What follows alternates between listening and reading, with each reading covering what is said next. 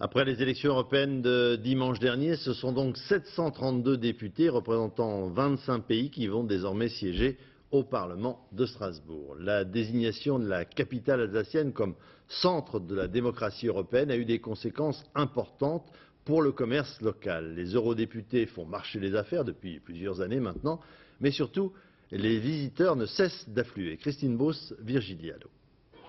À Strasbourg, l'Europe pavoise prend possession des enseignes et impose partout sa couleur bleue et or. Siège du Parlement européen, la ville cultive son image de marque de capitale européenne. Chaque mois, lors des sessions, déferlent ici 3 à 4 000 députés, fonctionnaires et journalistes en provenance de toute l'Europe, de quoi doper l'économie locale. Strasbourg recueille actuellement plus de 7200 chambres au niveau de la CUS. Donc il faut savoir qu'au niveau frontalière, par rapport au reste de la France, c'est l'offre la plus importante avec Paris et Lourdes. De la même façon, ces enseignes de luxe ne se seraient jamais installées à Strasbourg sans la présence des institutions européennes. En image de marque incontestable, le Parlement européen a apporté beaucoup de choses. En chiffre d'affaires, c'est difficile de quantifier, mais ce sont des clients qui viennent à longueur d'année. On a envie de venir dans Strasbourg, capitale européenne, donc en image de marque, c'est ultra positif.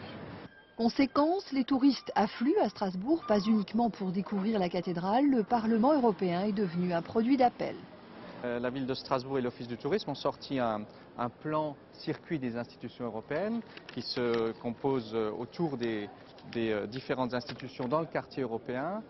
Environ 250 000 visiteurs viennent découvrir chaque année l'imposant bâtiment en verre installé depuis 1998 sur les bords de ligne. Une façon de toucher du doigt la réalité européenne.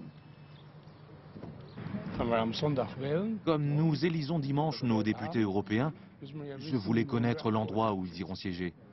Strasbourg accueille également la Cour européenne des droits de l'homme et le Conseil de l'Europe immortalisé par ses étudiants polonais.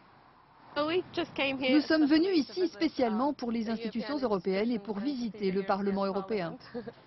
Bref, l'Europe à Strasbourg se vend bien, sauf dans les urnes, car ici aussi, presque 6 électeurs sur 10 n'ont pas été votés.